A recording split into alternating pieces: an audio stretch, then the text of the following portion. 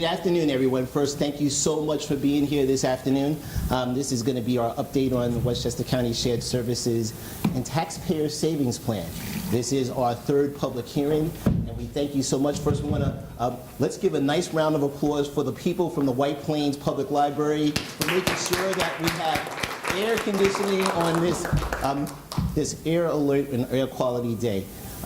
Certainly, I'm Ken Jenkins, Deputy County Executive. It's my privilege to welcome you on behalf of County Executive George Latimer, who will be here momentarily. But we want to continue on with the plan and to continue to respect your time.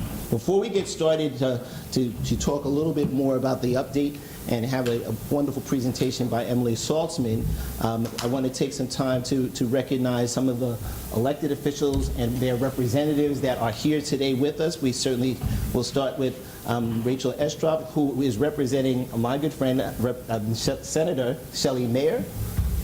There's Rachel.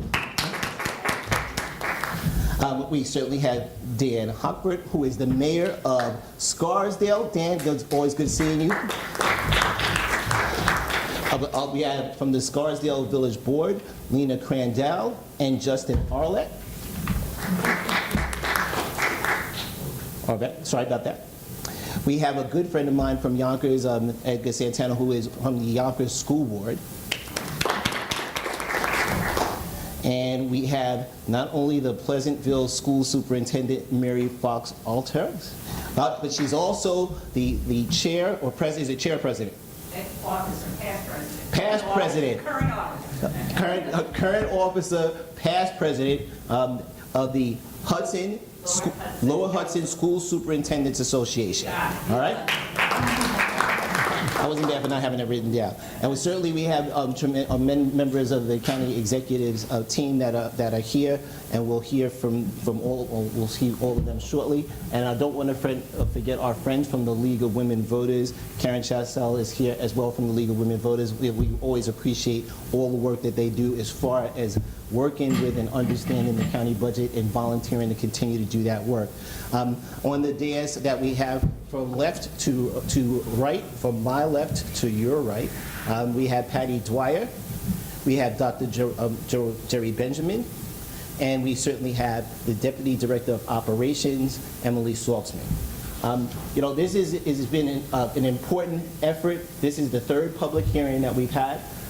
This will be the first time from a public hearing perspective that you'll see an update on the plan. The first two sessions were for input, and we certainly appreciate the folks that came out and talked, whether you came out to the public hearings or you sent information to the team of Rockefeller Institute, the Benjamin Center, and certainly all of our friends, including Jim Malatris, who's not here with us today, but has certainly been a part of this great team that has come up with this tremendous plan and talking to so many people.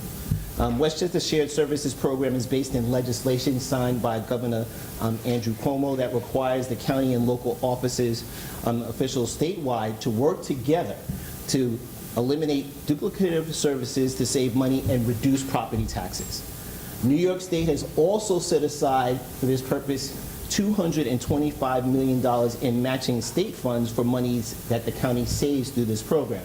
So it's not just about identifying the savings, it's being able to match those savings and then return those to the taxpayers and get the same quality services, if not better, through this particular process. With the IRS's recent decision and guidance on the SALT deduction cap, Westchester County is bracing for a big hit. So we got to continue to work together to find the creative solutions to help reduce the tax burden. We must think outside the box and let go of our old mentality and of holding on to geographic lines. Other counties, just like Nassau and Suffolk County, have already submitted their plans, and Nassau County, the county submitted one plan that involves 70 municipalities, and one aspect of it is its conversion of a 70-year-old sewage treatment plant into a pump station for Nassau County and Long Beach, and that plan is estimated to save taxpayers $130 million. County Executive Latimer made the decision to resubmit the Westchester County-wide Shared Services Plan because he felt, and there were, additional opportunities to save money by sharing services, equipment, and resources. By restarting the dialogue involving all the people throughout Westchester County with their local municipalities, we could create a ground-up process. Municipalities and our school districts will be able to take advantage of those opportunities to share services. The surveys that were conducted by the Rockefeller Institute, led by the consultant team, found great interest in sharing equipment, specifically personnel, joint purchasing agreements, and that's what takes up the bulk of our particular plan. But the plan is just the start. As more municipalities participate, more folks get involved, greater opportunities happen, and we'll be having other opportunities to realize savings. And everyone in our county is going to be encouraged to continue to participate through the open and transparent process that County Executive Latimer has put forth. So we're working to overcome the institutional inertia that can limit our local governments, but more importantly, we're working together to make sure that we can save taxpayers' money. With that, I will turn over to Emily Saltzman to continue with our presentation. Thank you. I'd like to recognize my boss, our Westchester County Executive, George Latimer, to thank you, George. George. I think you said it all. Yeah.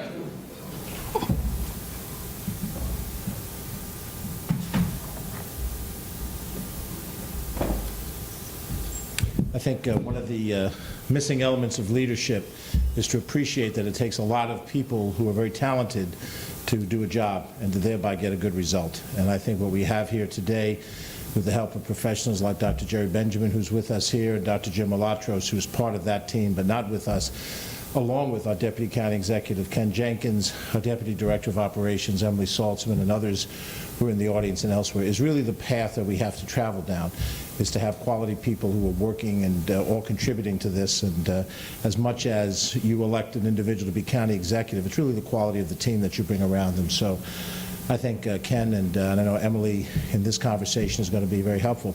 I would say very generally the obvious, which is, and I'm getting ready to turn 65 this year. For some of you, that's laughable because you passed through that barrier already. For some of you, that's something far in the distance that you're not worrying about too much yet. But aside from trying to figure out what my discounts are going to be when I hit that magic number, I realize that the world that I grew up in and the world that I came to maturity in has changed. And it's changed in very dramatic ways. Everybody has a cell phone in their pocket. That wasn't the case 30 years ago. We're all online. Internet, that wasn't the case 25 years ago. There's a host of things in technology that don't exist, that didn't exist then. And there's also ways that people are doing things very differently now than they did before. I grew up in an era where the family would sit and watch television, and you watched Cronkite or Huntley and Brinkley or whoever was on ABC that I can't remember. I think it was Reasoner maybe. And there was 4 or 5 TV stations, and that's how you got your news. And everything has changed. Everything's changed when people can sit in front of a computer in their jammies and buy the things that they would otherwise go to the heart of downtown Scarsdale. I see the mayor of Scarsdale is here. You go down to Spencer and Chase, and you walk around the Harwood Court Circle, and you look for things to buy in your local town, and you don't do that now. You sit at home and you buy it online. You don't read the newspaper. You get your information from the cell phone. And so many things like that have changed. Government has to realize it's a different day, and that things that were done a certain way for a long period of time, structured by law, have to change. And it's going to be hard to make those changes. We're committed to certain structures that we know and feel comfortable with. But if we don't accept that change is necessary, if we don't find the way to make those changes, we're going to be left behind economically and in a host of other ways. And I think it's also hard to grasp that people who are not involved in the government process, public policy process, they don't think about these processes. They look at government in a different way than those of us active in it do. They don't see the differentiation of what could be as many as 5, 6 different levels of government. Here's your village, here's your town, here's your school district, here's your county government. What does the county government do? They're busy earning a living. They're busy raising a family. They're involved in the avocations that they have. And as far as they're concerned, they want to know, who do I go to get done what I want to get done? And don't give me a course on Government 101. And those of us in government who do understand the county does this, and the village does that, and the town does this, understand the difficulties. But the average person doesn't want to hear it. They just want to know, I've got high taxes, or I want to, who do I call, and how do I get something done? So this effort is really only beginning. There was an effort made last year to respond to this. When we came into office, all of us, it wasn't just my decision alone, a number of us sat around the table. We felt we could do a better job. This effort is a step in the right direction, but it's not where we need to go, ultimately. We've seen examples of cooperation already out in the field. We've seen examples where somebody takes the lead and other people follow, because I know the mayor of Scarsdale's in the room. They took an initiative on food waste recycling that other communities have copied. And now we have a number of communities that are doing it, but not all the communities yet. And now do you want a regional presence to come in to help assist that process? And that's a debate. Do you lose control? But at the same time, you get some resources to be able to make something more standardized. And that's the discussion that we, as intelligent people, have to have. One of the problems you have in government is that it takes the process of politics to get to the position of authority in government. And in the process of politics, we don't usually use campaigns to discuss these things. We use campaigns to have our tribal battles, you know, my side, your side, red, blue, whatever those battles are. And what we need to figure out is, are we going to let that be the way we operate for the next number of years?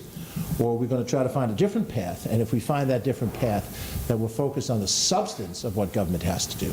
And that the substance of it will require us to do some things regionally that we haven't done regionally before. We'll have to devolve some things from the county down to local governments, which we haven't done before. Communities will have to find ways to do things in side-by-side situations that they haven't done before. We either do that, or like the bricks and mortar business on Main Street, when the online, entities clean their clock, they find that they don't have a business anymore, or they close up the newspaper because there's other ways to get news. That's really our choice as intelligent adults. We have to figure out, do we change, do we adapt, and do we continue to grow, or do we shrink because we're not ready to make those changes? This effort is an effort to start in that direction. I compliment the governor for pushing us in that direction, the state legislature. I compliment my colleagues in government, local government, school districts for trying to grope a way through this thing. But that's really the challenge that we have here in local government. And by the way, I know this is not sexy. I know if we would just stay here and have a debate over abortion, or a debate over the death penalty, or a debate over the roles of gays in society, fill the room, people out in the hallway, ready to come in and have a discussion or debate. Are we going to move toward socialism or fascism? Very interesting debates. Shared services, out. Except that it's important. And so we have to decide now that we have to be the grown-ups. It's not just what you want to argue about when you're 13 years old that you can grasp. It's now at 65. Do we change the system? Do we make it better? And do we do it voluntarily before change is thrust on us? Thank you. So I've never had to give a presentation before when the prior speaker just said that your presentation was boring. So I'm going to try to spice it up a little bit, and thank you all. I'm actually thrilled to see so many people here today on this beautiful day in August to be here, and I know that you, like me, have found this subject compelling and important enough to come and spend some time with us. So on behalf of us, I all really, really appreciate it. I'd like to acknowledge my colleague Susan Spear from the County Executive's Office, who's been with me through this process every step of the way, helping to reach out to municipalities, helping to coordinate our events. So I want to thank Susan for all of her help and assistance. What we're going to do today is take you briefly through a PowerPoint presentation we've prepared that highlights what's in our plan. The final plan will be presented. We're going to be sending it out to the municipalities shortly. We're just fine-tuning a few things, checking our eyes and, no, what that.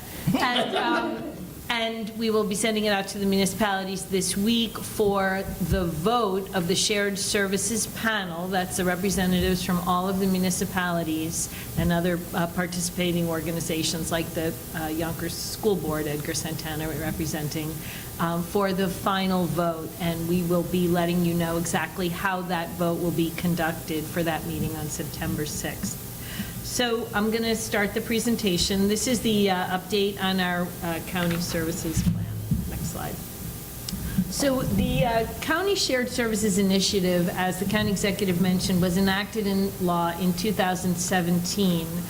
by Governor Cuomo, and it required each county to convene a panel to develop a shared services plan. There had been a number of initiatives prior to that to encourage municipalities to participate with some financial incentives, but I think barring a very robust participation in that, the governor and the leaders in the legislature thought that the counties could be an effective convener of municipalities to see if there were ways to find additional savings through shared services. Next slide. The county executive in 2018 submitted a plan with a total of $2.13 million in savings in the first year and $1.2 million in recurring savings in the out years. This county executive, upon coming into office, felt that there were additional opportunities for shared services that would result in delivering improved governmental services at a lower cost. I think he also, as a person who is very familiar with local governments, and many of you in his travels during his career as a state senator, an assembly member, board of legislators chair, et cetera. And I think he knew that he would be able to have honest conversations with all of you about opportunities, about looking at this issue a little bit differently.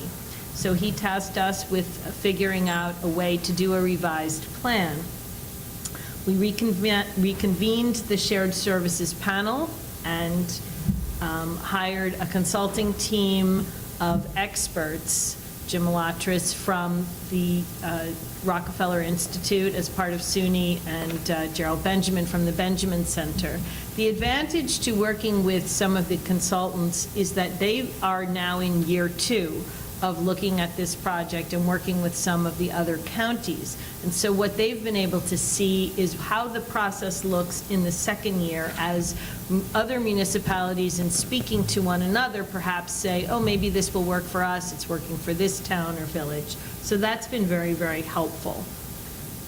The refresh process was kicked off on May 9th, which seems like a very long time ago, with a convening of representatives held at the county center. The municipalities were represented, as well as some school districts, BOCES, and our county departments. I do want to say that our county departments have been very active participants in this process and very eager to find ways for them to help municipalities share money, whether it's sharing knowledge, providing assistance to municipalities so that you don't have to go out and hire professional services, contractors, et cetera. So they have been very, very important players in this. In order to get the process started, a survey was sent to all of the municipalities with 18 questions that the municipalities could respond their level of interest in sharing services and looking at IT, in infrastructure, et cetera. And it's the result of those surveys that formed the ongoing process.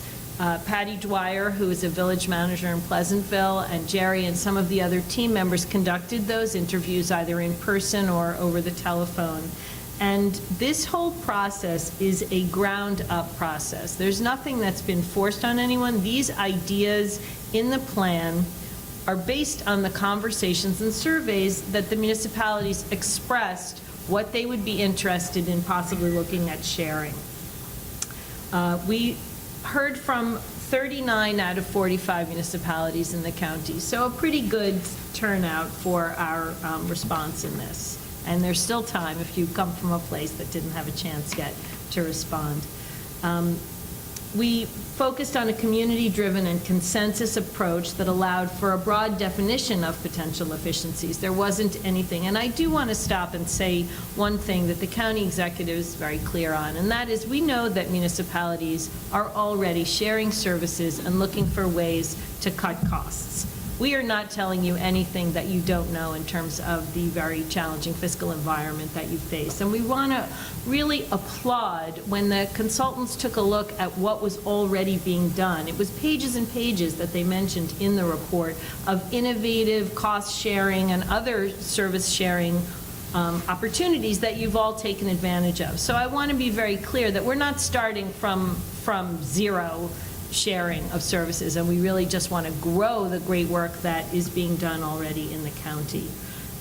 We looked at the possibility for sharing services, for consolidations, better coordination, and elimination of duplication wherever possible.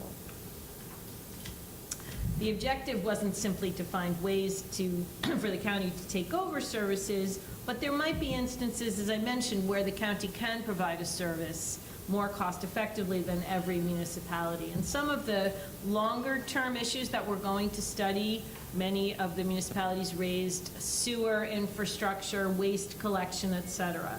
Those are things that are certainly not going to be done in the next 6 months. But there, as a result of the responses, are things that we are going to continue to look at.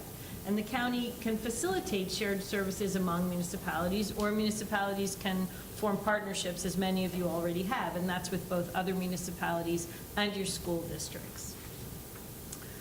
Right now, the plan does not include compensation for county-to-county sharing opportunities, but that's something that we considered as well. The county executive and I and several others traveled out to Suffolk County for a conference that they had on shared services and procurement. So we're definitely looking beyond just the parameters of this particular plan and the way that the reimbursement would work to see what other opportunities there might be. Based on the conservative estimates, the current plan contains potential annual savings, once it's fully implemented, of $27 million. So it's a smaller number as we build up to that. If any of the proposals under consideration are adopted by more municipalities, then the savings could be even greater.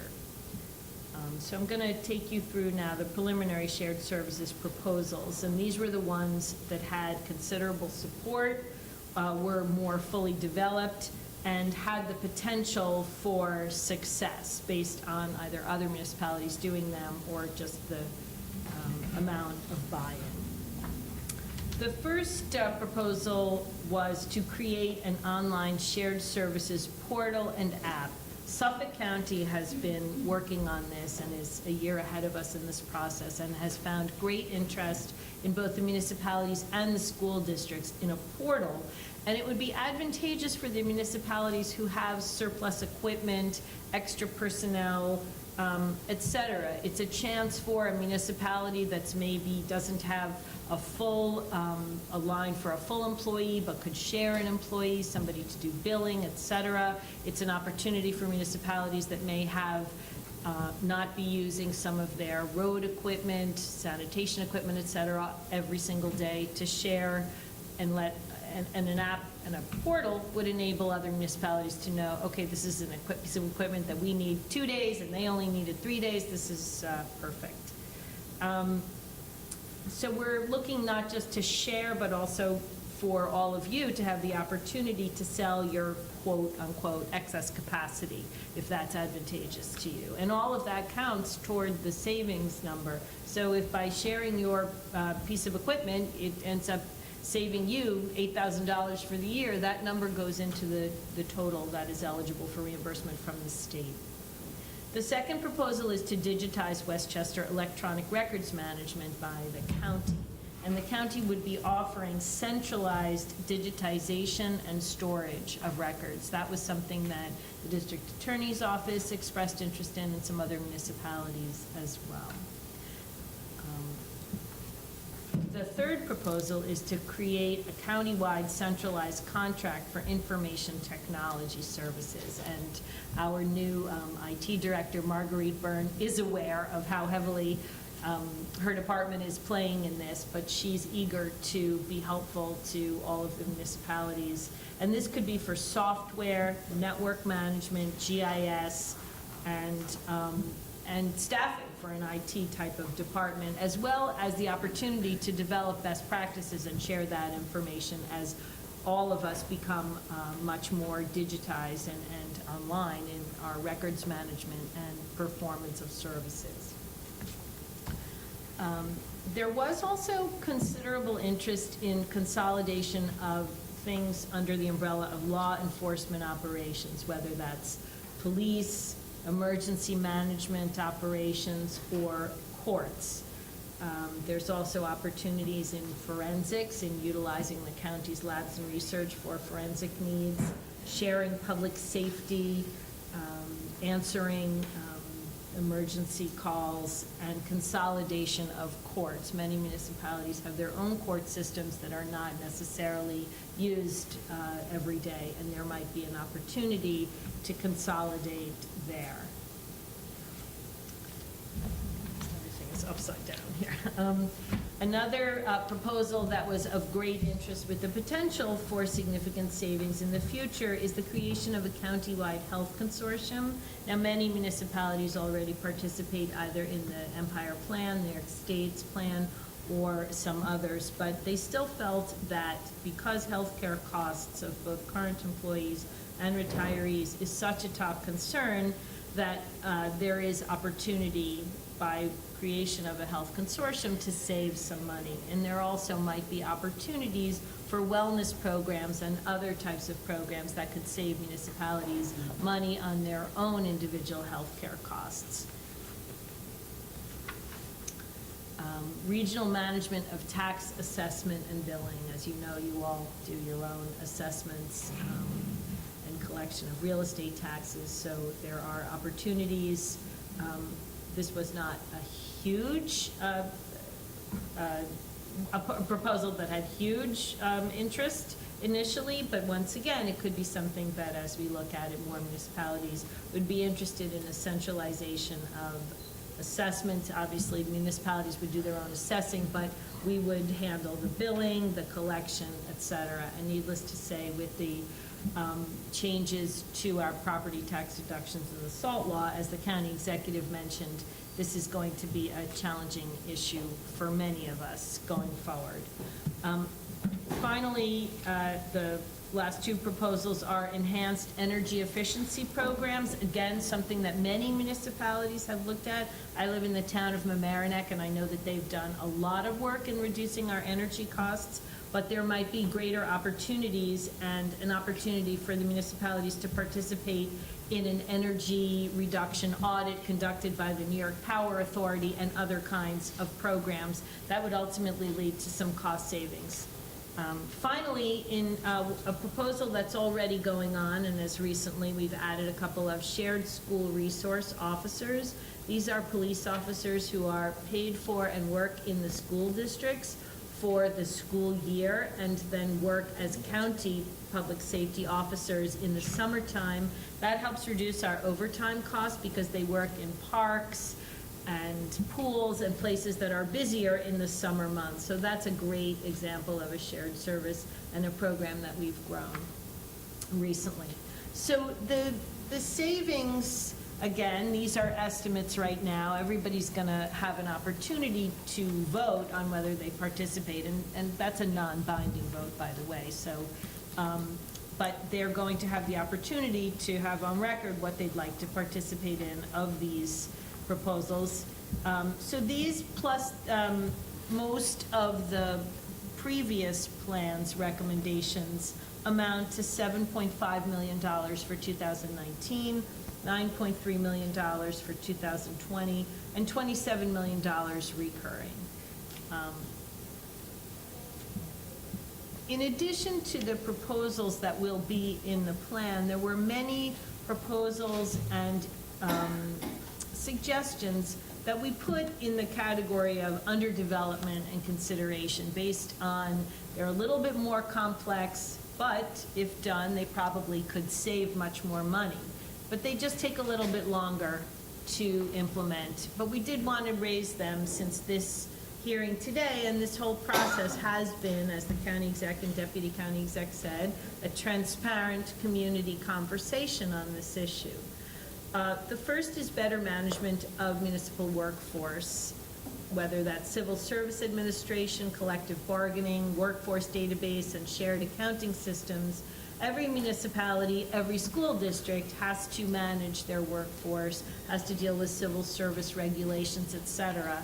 Our HR department already does handle civil service for a number of municipalities and school districts. So there's definitely an opportunity to expand that and save municipalities and school districts money. There was tremendous interest in the consolidation of water operations and the creation of regional water and sewer districts. This is, again, a big capital and manpower issue to take a look at, but something that many municipalities expressed interest in. Many municipalities have their own countywide taxi licensing, and that's an opportunity perhaps to consider turning that licensing over to the county TLC so that at a minimum, you could still have your own rules and regulations for your municipality, but another entity that you wouldn't have to run to handle the licensing of car services and taxis. Shared maintenance facilities might be a way, even if you have your own equipment, for the maintenance of them, that can get very costly, so there might be an opportunity for the county to handle that for the municipalities through our DPW, or for municipalities to find a way to share in that cost. So that's the basics of this plan that will then be discussed and voted upon on September 6th.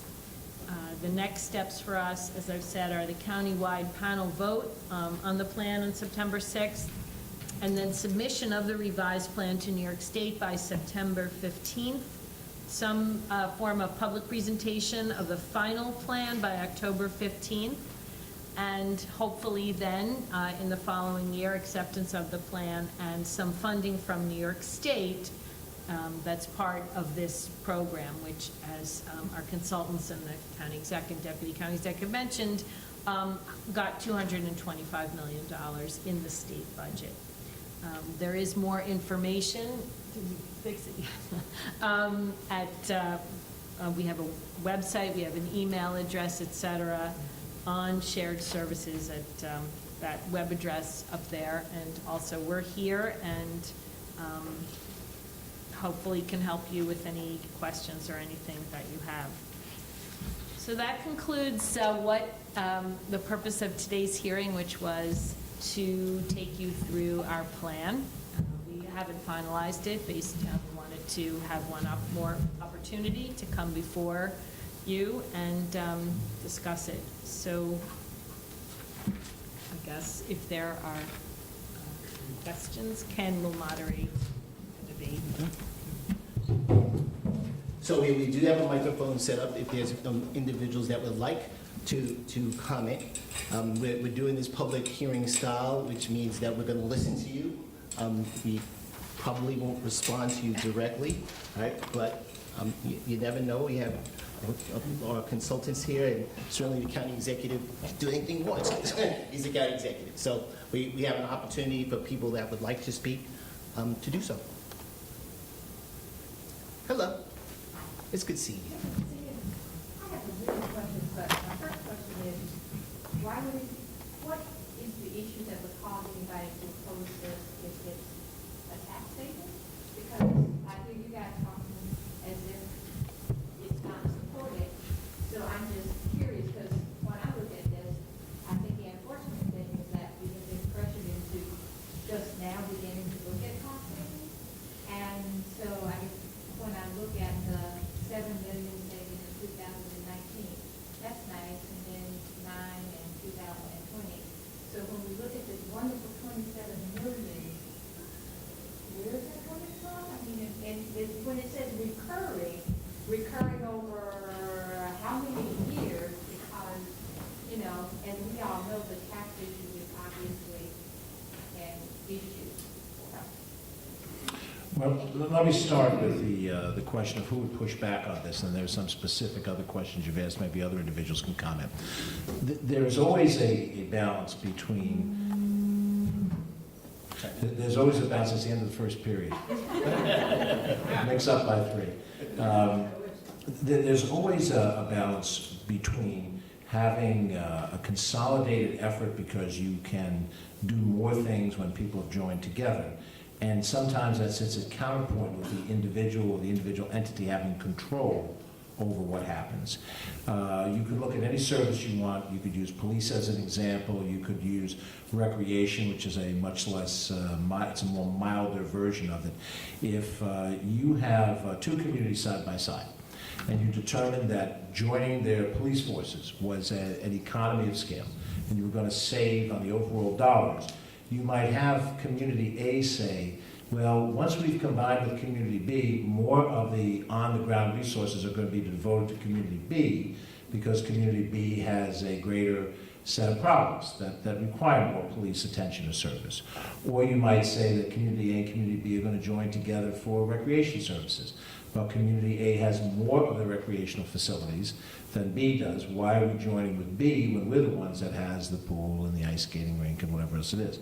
So many times there's this sense of what's in it for me when I join forces with you? Do I benefit from that or not? And then once we join some entity, you lose some control. It's not all the people in community A that are making the decision about how that service is to be done.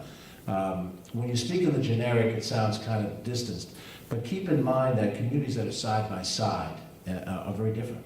Bronxville and Tuckahoe are side-by-side villages, almost the same population within the town of Eastchester. Anybody who has driven through Bronxville, anybody who has driven through Tuckahoe know that they're very different communities in terms of their style and the rhythm. Now, they cooperate in certain things, but in other ways they're very different. The Bronx River divides Yonkers from a number of communities up and down, from a Mount Vernon to a Bronxville to a Tuckahoe to an Eastchester to a Scarsdale. And in every one of those situations, combining a resource across a dotted line is a matter of determining whether that particular resource makes sense on both sides of the dotted line and if everybody can buy in on it. So the pushback is never generic. When we say let's share services and save money, everybody's for that. That's the point at which it sounds good. Then when the rubber meets the road and you say, ooh, that means that I'm not going to have control over that, or the people in community B are going to be here in my backyard, and then issues start to arise. Where we've started in this plan so far, I think, avoid some of the bigger problems that would happen, or bigger pushback that would happen with certain kinds of combinations. But, and I'll end my comment with this. Although I grew up here and lived here almost all my life, I've lived in a few other places in the country during my corporate years. One of the places I lived was Northern Virginia. When we lived in Northern Virginia, we lived in a community, Springfield, Virginia. That's the post office, that's what I put on my letters. There was no incorporated Springfield. It was a post office identification. In Fairfax County, Virginia, many counties are like this, there is one consolidated school district. All of the high schools throughout the county, in Annandale, in Burke, you may not know the geography, all of them are part of one singular ultimate district. The police force of Fairfax County is one singular police force. There is no Springfield Police Force, Burke Police Force, Annandale Police Force, as we know it here in Westchester County. So living in Springfield for a couple of years, it was kind of strange to me that we didn't have a local government nearby, because that's what I grew up with, growing up here in Westchester County. When I talk to people and I find out that they've lived in Virginia or suburban Maryland or some other places that have that structure, it's an unusual structure to them. So one part of the pushback is the loss of control versus whatever they might save, and the second part is not familiar with it. And if you start to say to people who live in community A, hey, we're going to join our school district with community B, but I don't want that. That's what we're facing, I think, in part of what we're doing. So we're moving slowly, if methodically, toward a goal. Well, I think the important thing is to talk about the, I guess, tax impact, because on the one hand, I want, not that I want it, but somebody may want control. On the other hand, it's like, and how much is that going to cost? There's always a trade-off. I want to eat ice cream, but I don't want to gain any more weight. Pretty much, I've chosen the weight and ice cream choice. But it is the choice, that we face. Jerry Patty, you want to add anything? I want to add that you don't need a consultant because you have this county executive who's fully involved. So over what period is the 27 million of recurring savings over? So, Wait, I got an answer. So it's ultimately what the county could save in a year if all of these things were to happen and be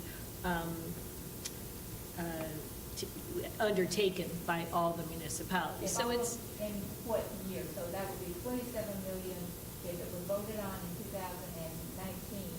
We projected 27 million in 2025, 24? I think it's hard to anticipate, and that's why the numbers are lower for the first 2 years. So that is probably over the course of 3 or 4 years or 5. It's a bigger number because it's everybody's savings, the municipalities and the counties as well. Recurring means it will happen every year once you reach that level. It becomes part of the structure of the government. One-time savings occurs if, when you take an action, there's a benefit. You don't buy a truck that year. So you save that one time. But recurring savings are usually a consequence of efficiencies on the personnel side, not by firing anybody, by attrition and not having to replace because you've got a lot of your governmental costs are personnel costs and other efficiencies that you might achieve by combining your technology. So or contracting with one provider for many governments to reduce costs, and that gets in the continuing budget of the governments.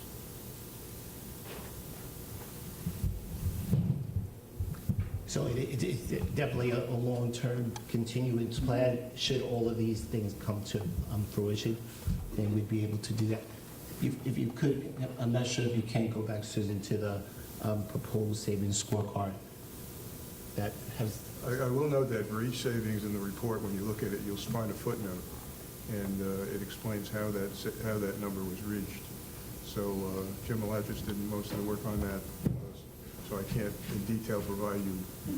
But the premise we took was that we didn't want to be caught overestimating. We wanted to be.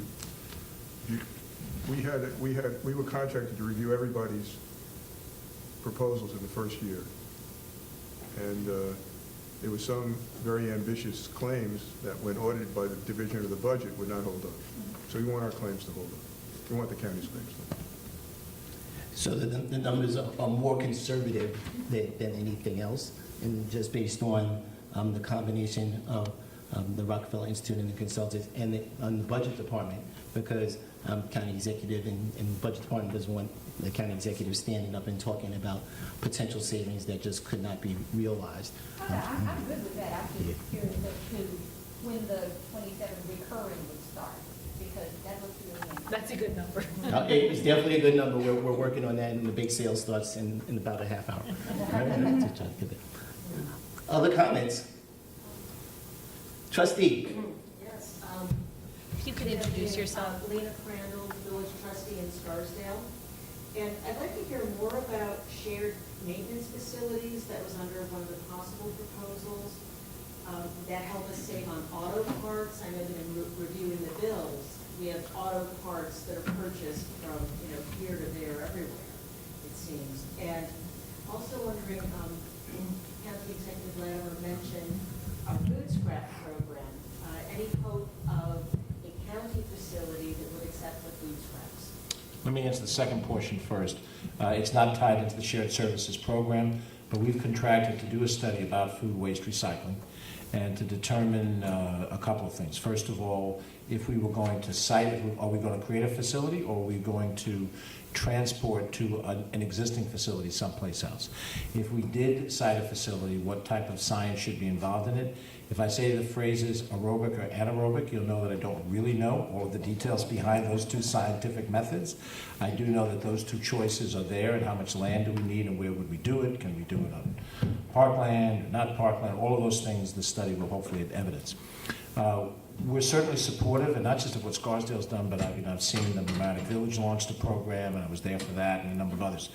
I think what we have to do as a county government, in addition to studying what the economics are to determine what our role would be, is also to dialogue with those communities that don't have programs started. And one of the concerns I have is that the larger communities do not. And in order for us to get to the economic, the successful cost factor for a countywide program, will require us to engage the bigger communities on this program. And the Scarsdales, I live in Rise City, the singular drop-off location can work.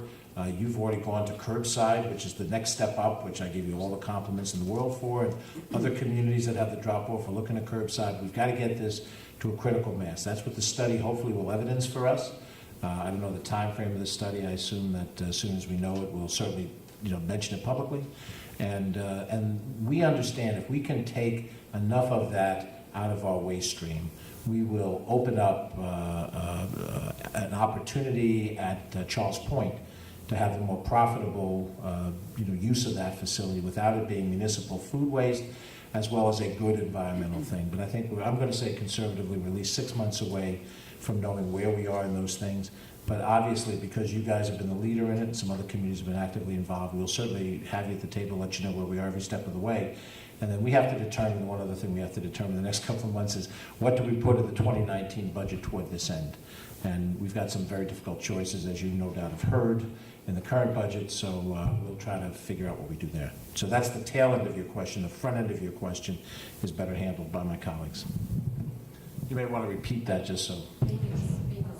So I would say if you did mention it in your interview, I don't know, it was different people from each municipality that participated in the survey and the interview, so I can check, but I've definitely noted that it's an area of interest for the village. Emily, would you like me to expand on a couple? Please. If you don't mind, I'd be happy to. As I'd gone around to several municipalities, there were a few things in that area that rose to this point. One was dealing with the use of central garage facilities. A lot of communities don't have the capacity to handle the maintenance on their heavy equipment, so they were hoping to find ways forward not to have to rely on perhaps taking vehicles or towing vehicles to other sites, but having other communities that may have not only the capacity in-house to do the repairs and maintenance, but also have the mechanical skills, because it seems to be something that is a concern in some of the municipalities. In addition to that, under this category was some interest expressed in storing large, heavy pieces of equipment. There seems to be a need for some communities to find ways to bring some of their equipment in for the winter, to have it housed properly and stored properly. And also, at least one or two communities were looking to better utilize, I guess, or better operationalize their services by having the capacity to go to storage facilities that may be closer to some of the areas of their towns that they need to service. For example, in the town of Newcastle, their salt facility is sited in a particular area that is pretty far away from their western end of their town. So when they have to go back and forth and fill up the trucks and do that, they said they'd be better off using Ottening's salt shed.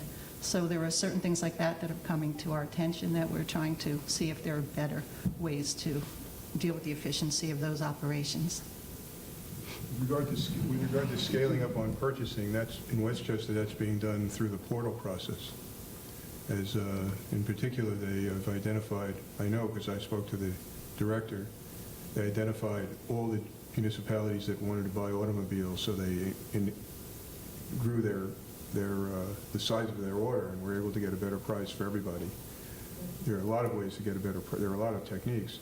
So I imagine you could do a contract for the purchase of, a generic contract for the purchase of auto parts among a group of jurisdictions, and you might be able to do better than you're doing now on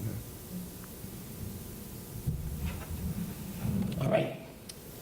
Trustee Jason. And say your last name properly for me, because I saw Aris. Aris. Scarsdale Village Trustee. How are you? Thank you very much for this presentation. I'm curious about the cost structure, potential cost structure to municipalities. What I mean by that is looking at these great proposals, in addition to the future possibilities, also the menu idea that I know the county executive is working on. If it's a specific service to a municipality, I would guess it would be something cost would cost plus perhaps. If it's something that would be shared by various municipalities, are you looking at something that's per capita? Are you looking at something that's per household? Is it by assessed value? How would you determine the shared cost of the service for a municipality? Thank you. So that calculation is important, and you are looking at the net savings. So it would depend on what the sharing is. Is it something new that two municipalities would buy, and you would each pay your per capita portion of it? I assume you're asking how the final number will be calculated for the reimbursement. Sure. So that, so it will depend obviously on each particular item, and then also how to apportion it is part of the conversation as well that we'll be discussing. Is there a markup in the process, or is it just say, here's the cost and it's divided? Let me answer that one. We don't intend to have any markup in it. In fact, quite the opposite. If in the calculation of this, there's an increase in the county's overall tax burden, but a greater decrease in the municipal tax burden, we consider that an acceptable trade-off, because the individual doesn't really care, I don't think, about which piece of the three pieces. If their school taxes are X and their county taxes are Y and their municipal taxes are Z, and the net result of all of that has gone down, it's okay by them. And by the way, I think that is a different philosophy than we have seen most recently in county government. I think the prior philosophy was more about, I want to take care of my corporate entity, the county government. I want to show a tax decrease for my entity, and I'm not going to worry a whole lot about the other entities. And the school district entity, I know Mary Ann is here and Edgar's here, and they deal with that, is structured very differently than the way general governments are. They're under a separate set of rules for the education law, different from those that affect general governments, meaning county, village, town, cities. But in the general sense of it, no markup from the county level if the county's going to take on a responsibility. And to prove that, you can see how we handled the police situation in Mount Kisco, where Mount Kisco's municipal police department was dissolved, and the county picked up that responsibility, and it was a net savings, I think, of $1 million, if I'm not mistaken, to the village of Mount Kisco. Not every community wants to do that with their police services, but it was a big net savings to the village of Mount Kisco in doing that.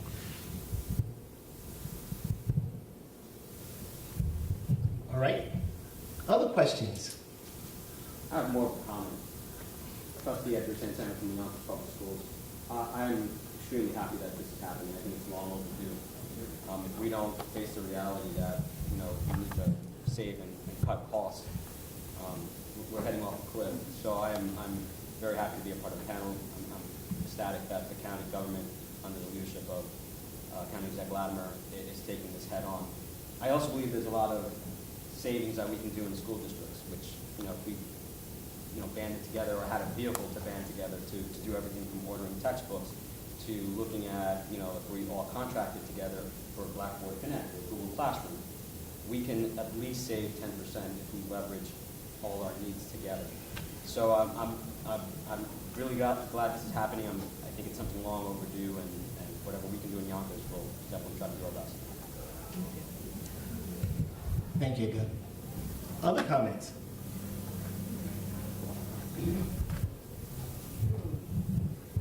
I'll add Trustee. one more, and it has to do with public. And you can stay there for quite a while. There weren't many hands going up, so. That's a boy, may as well fill it, right? I don't need to speak too much, trust me. Public education on topics like water conservation, appropriate landscaping techniques to help with stormwater management, recycling. This is where the county, the state, but the more people, get these basic reminders, the better. And I know that water conservation is certainly an area where, in the future, Scarsdale's planning to do some more work, but frankly, if the county took care of it for us, that would be even better, because, then more people would be reached. Be a win for all. I guess I'm going to jump in again if you don't. No.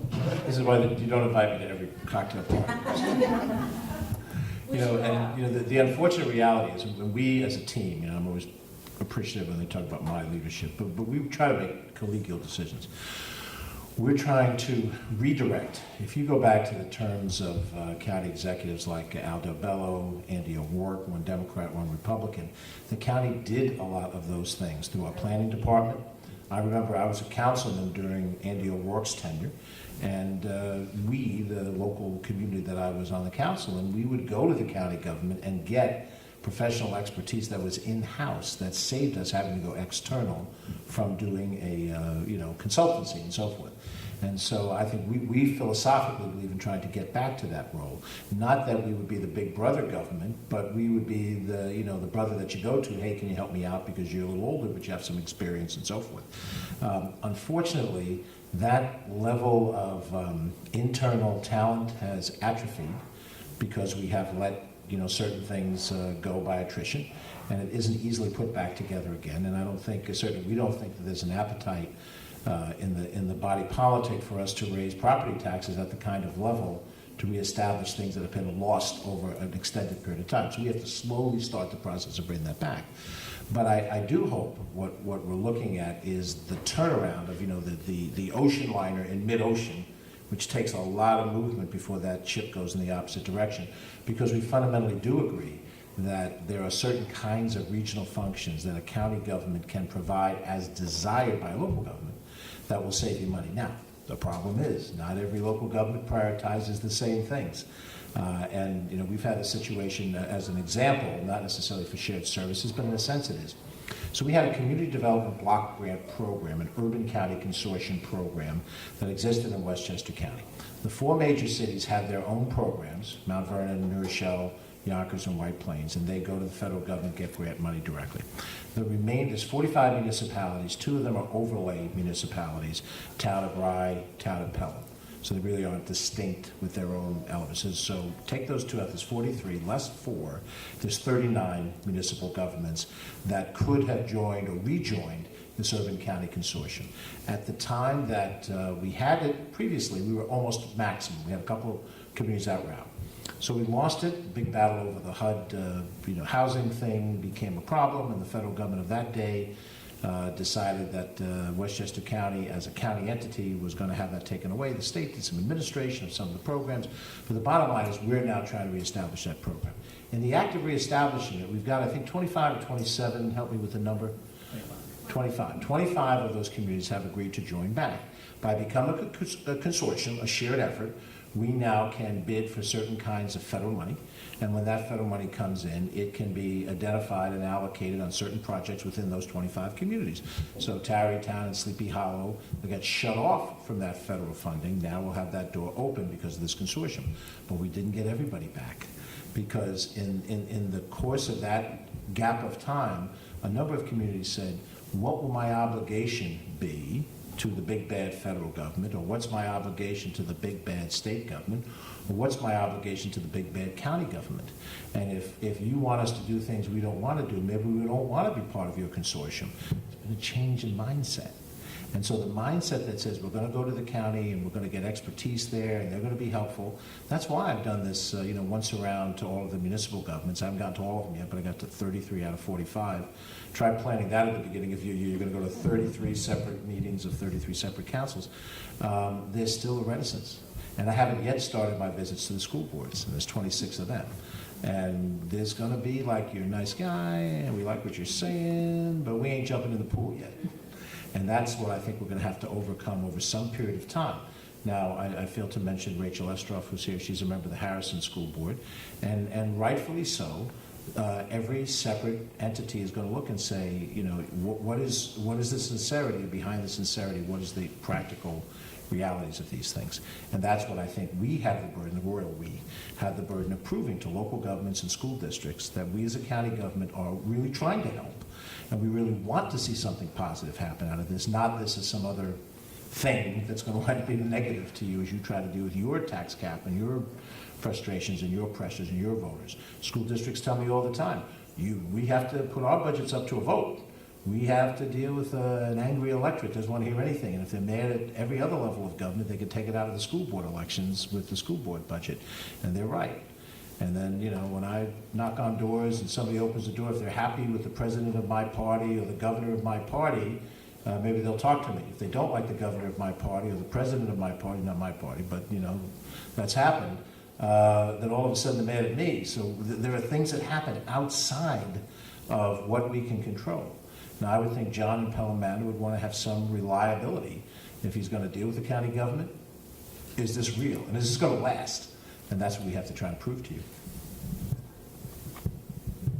So what is your sense of the level of awareness among the general county population about this effort? Because I would hope that as you're reaching out to school boards and municipalities, if the voters and the residents had an awareness, that would help your effort.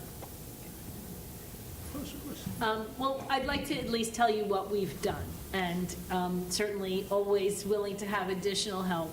The county executive was extremely committed to this, as he said, being a transparent and open process. So we've had the hearings, we've promoted them on social media. Shari Rosenasher in the back has single-handedly talked about this. She's not allowed to talk about anything else except shared services, at least to make me happy. So we have tried very hard to promote these events, to promote on social media as part of our county communications effort that this is happening. We made a video to sort of clarify and kind of simplify conceptually what this is.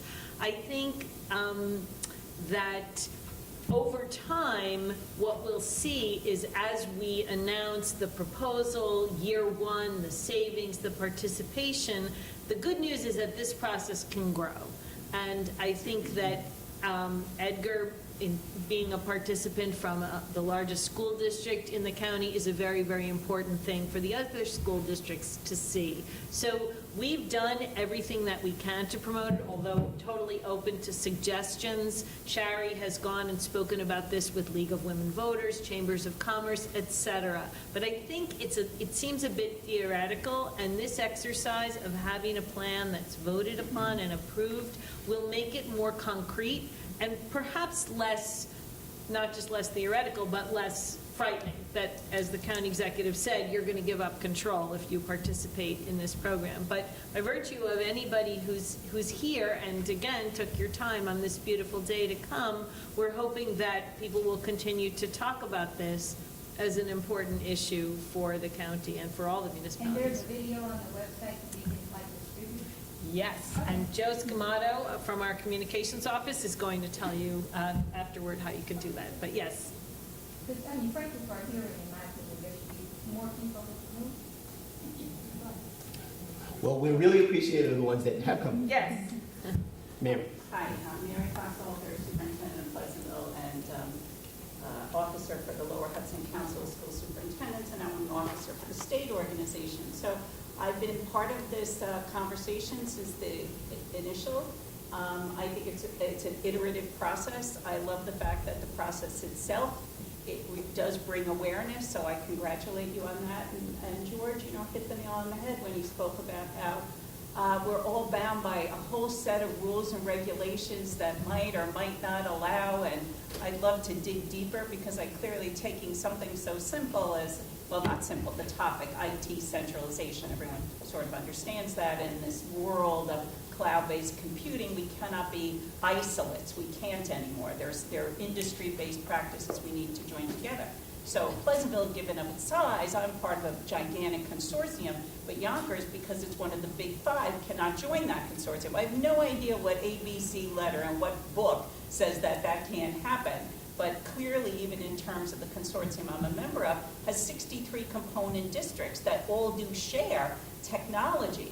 And being able to bind that with the county at some level would be a really significant step forward. So again, I love the process. Congratulations. I love being part of the conversation, and we look forward to next steps. Thanks, Mary. Yes, ma'am. I'm Kelly Rizzi. I'm with the town of Mount Pleasant. I'm the superintendent of Parks and Recreation. If we're currently sharing services, do we get any kind of credit, or is there anything that we can do to be recognized for that? Or is it No, just that's one of the bad, that's or one is of the it just bad what's things. being That's, proposed? We tried for that. the people who are most advanced are disadvantaged under this plan because there's a start date, and the state won't do sharing for things already in place. So that was a critique made in the initial. This is a second or third iteration of a policy initiative that the governor's been refining over time. And this has been a criticism right along. The places that have been most advanced and most creative say, well, now we're disadvantaged for being first. And that's unfortunately embedded in the situation. So the start date is considered what? It was 2017. Right. It's specified in statute, so we can. I was in the state legislature at the time that happened, and a number of us argued for some retroactive or some appreciation for existing cooperations. There's plenty of it out there. Emily mentioned that in the back of the report, we go community by community and we identify certain of these combinations that happen, and some of them are 1 and 2 communities, and some of them are, but as an incentive, the incentive ultimately was for us to do things from this point prospectively, rather than to reward those who had done something up to this point. But if this organization, say, expanded what they're already doing, they would get credit. Yeah. Yes, It's an new and expanded. expansion of an existing shared service is applicable. So if you do a little more, that more is, And I would also welcome, I remember when George had to listen to us when I was through the superintendent to his office asking for that credit. George was always very welcoming. But I think at the end of the day, don't seize this opportunity as a time to educate your local community about what you're already doing. Put together a local list of all that exists already to help educate. and that is going to be in the report. As I mentioned, the consultants really did want to acknowledge all of the great work that's been going on in this county, and so that is discussed. One thing I would mention is when we did the interviews, we asked, and I also met with the Association of Municipal Leaders on one occasion. Not a large number of people came, but there were about half a dozen people, maybe 8 people there. We said, what are the statutory barriers to you doing things more efficiently? And so we've gathered, some of them were known to me, others were not. And we've gathered a list, and quite frankly, you can find in the State Association of Towns or the Mayor's Association or the School Boards Association agenda items that address some of these, but not all of them. And this process is servicing those concerns and those opportunities. I'm always at risk as a professor of going on and on, but we remember that we structured schools to be separate from municipalities. We designed, this is a design of the system. So, and we did that for certain normative reasons, whether virtuous or now or not. We did it a while ago. So there's a certain irony in trying to design methods to overcome your own design. But in new circumstances, it often makes a lot of sense. I will say that several representatives from New York State have said at public events that part of this process is they want to know what types of structural and legislative barriers there are.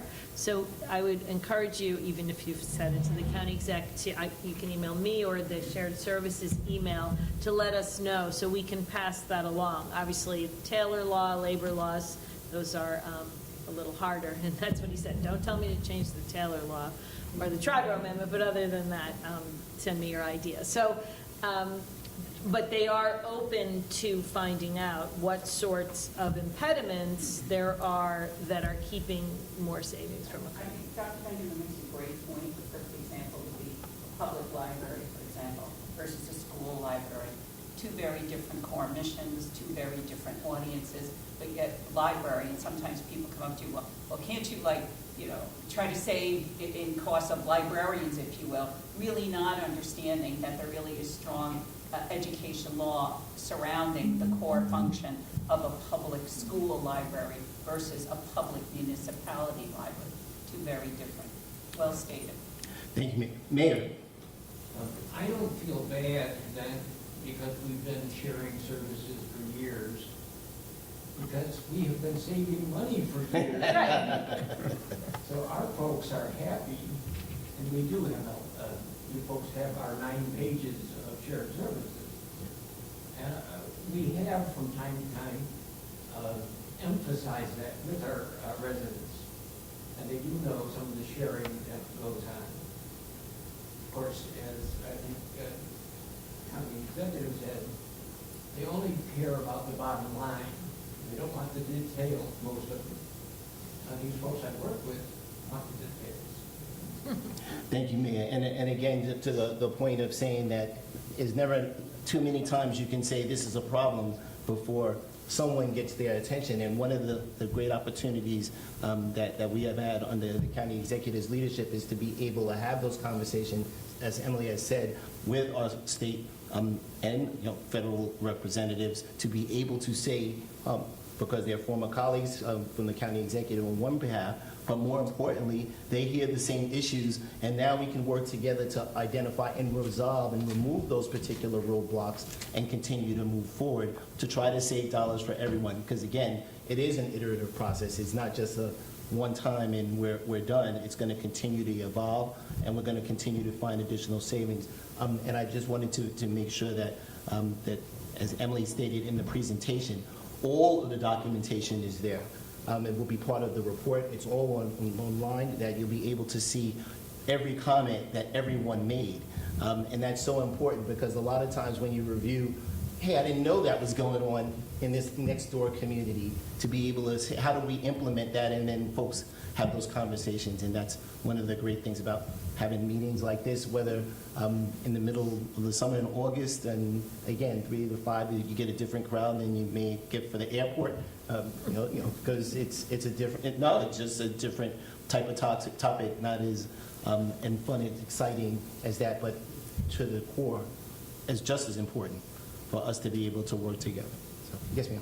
Yes, Ms. Carter. Do you hold up as being the leader? I mean, is there some county that's already a step ahead, where if we socialize this, we can say county XYZ in this part of the state started this last year, and here's their success? They're not apples to apples. I mean, some counties have 15,000 people and very modest budgets. But we did see some reports that we thought were exemplary that we identified. And we did present a chart for the first round of proposed amounts saved. So I was impressed by the Suffolk County effort for a large county. I'm trying to think of Montgomery County. Montgomery County had a particularly, and there was interesting because they had a new charter and an executive who's beginning defining the county executive job in that county, and saw this as an opportunity. So sometimes there's a convergence of circumstance and opportunity that is fortuitous. If you go on the Rockefeller Institute's website, they rated all of the plans that were submitted last year, and not every one of the counties. Not everybody submitted in the first There were year. about 30 some odd plans, so they rated them, and you can see them, and you can see where there was consistency across them. And it was in our the presentation that we did for the local municipalities as well. Yes, sir. Paul Fugenzi, supervisor in Montgomery. Hello, Supervisor. Good to see you. Thank the executive and the staff for doing this. I had the pleasure of working with Patty Dwyer and our staff. Come up with a lot of creative ideas and solutions that I really appreciate. I've been involved with town government on and off for over 20 years, so the idea of saving money when you cut costs has always been a topic. It never leaves us. Every year around this time, we're talking budget, so when we cut, what do we save? So I do commend you on doing this. My only concern in the long run is it make county government bigger. And I'm always one who said, I like to keep government small. I don't like to expand our government any more than it has to be locally. In 2008, we all felt the effects of the economy. We cut back tremendously on staff and cut back on some services. We have not replaced those staff. We kept those numbers the same. We've increased our services back to where they were. We have tried to be more efficient as far as technology-wise to try to save out. presently working on that as far as being more out there as far as giving information to our community website, getting information on the website because everybody wants information right away. So that's what we're working on, trying to be more efficient, give the people more of what they want and hold the cost. So again, I thank you for your efforts. Thank you, Carl, really appreciate that. Other comments?